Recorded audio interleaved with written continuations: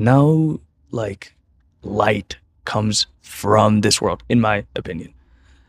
I was only able to see light come from God. And that's why like I saw like, okay, this is clearly the truth because I see good come from this, like from what I can tell good is, because I don't have the definite answer of good. I think only God understands good to that sort of extent.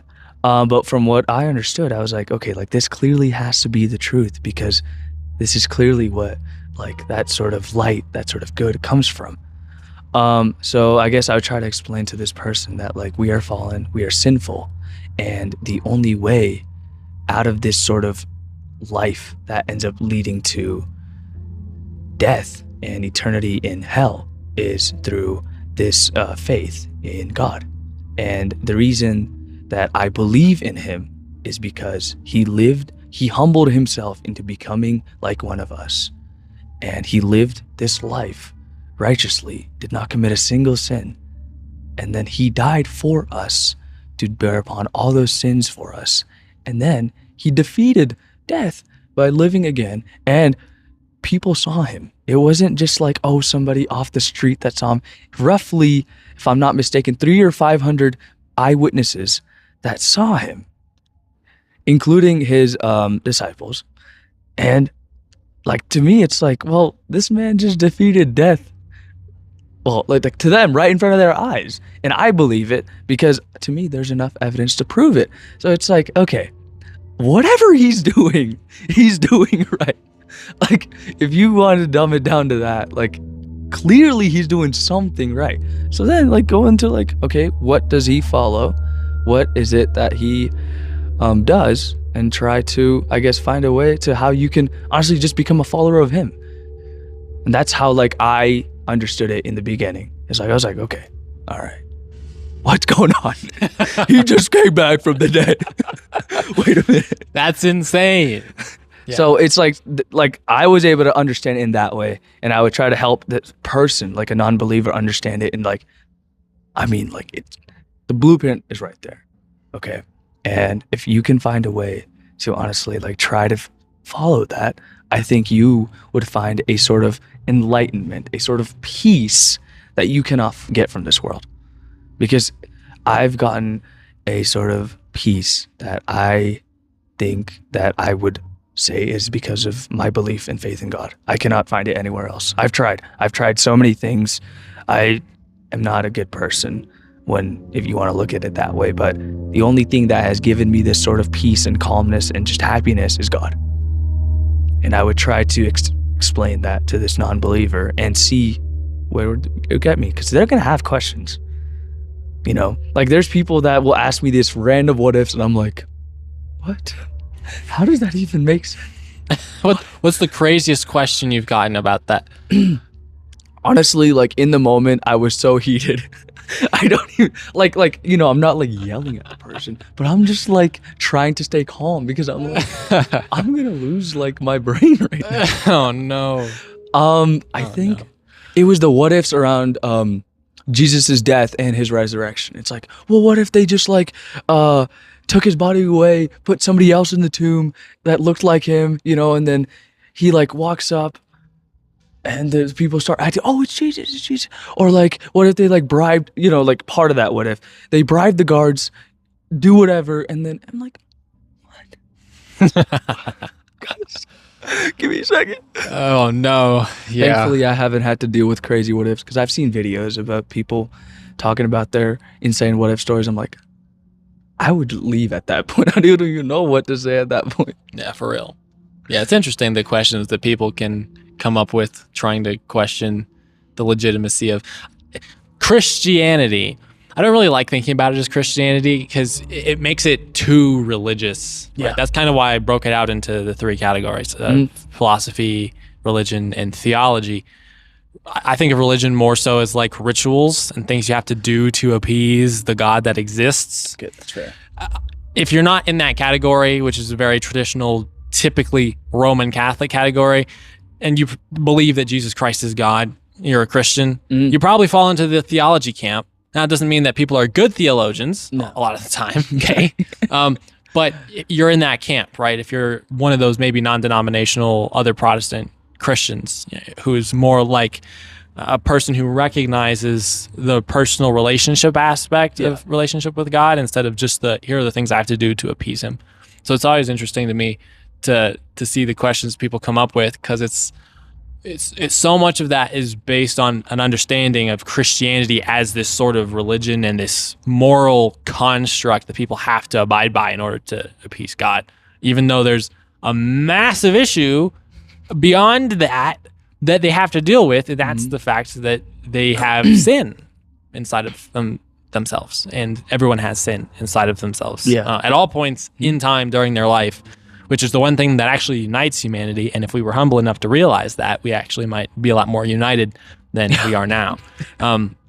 It's hard to unite people around a shared negative, though, unfortunately. Yeah.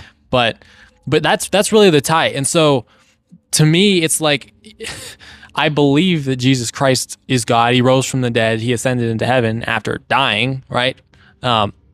But the questions that people ask that center around the physical events are just completely missing the point. Yeah. Because it's like everyone knows that morality exists. Some people don't like to admit that that's a good piece of evidence that God exists. But if you think about it more broadly, every single people group believes in a morality of some sort.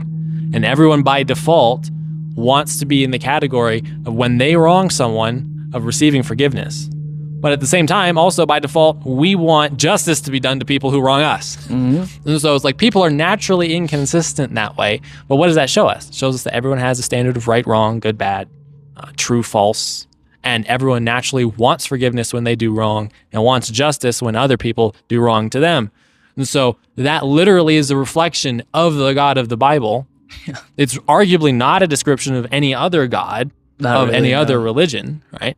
And so that's kind of how you know it's man-made. If it's a religion that doesn't effectively balance the justice and forgiveness of God, both of those are actually related to his justice, right? Because if he does justice on someone who does evil, giving them eternal condemnation, that's completely earned with someone's actions. But if he does justice by forgiving them, then there has to be someone who actually pays the price that person needed to have paid for them, right? The wages of sin is death. That's Romans 6. And so Christianity is the only religion, again, quote unquote, that actually deals with that reality appropriately and rationally. And so these are conceptual conversations, but people like to minimize it down to okay, Jesus, maybe he was a person, even though 99% of scholars agree he was real. He was definitely real. Yeah. We have too much evidence to prove that. Exactly. And so they'll be like, well, okay, if he was real, I don't believe that he rose from the dead. There's no physical reason for me to believe that. There's no scientific reason for me to believe that. Well, it's like, all right, bro, but look at the things he said that he did, and just zoom out and realize how grand life is, how big it is, and that every single person deals with this one issue. And he's the only one who actually appropriately tackled that issue. And so, I mean, for me, that's a pretty major selling point for. Yes. And I say that part of it, of believing his death and resurrection, his resurrection mainly, it takes faith, okay? Like, I'm not going to tell you over here, like, oh, like, because I wasn't there.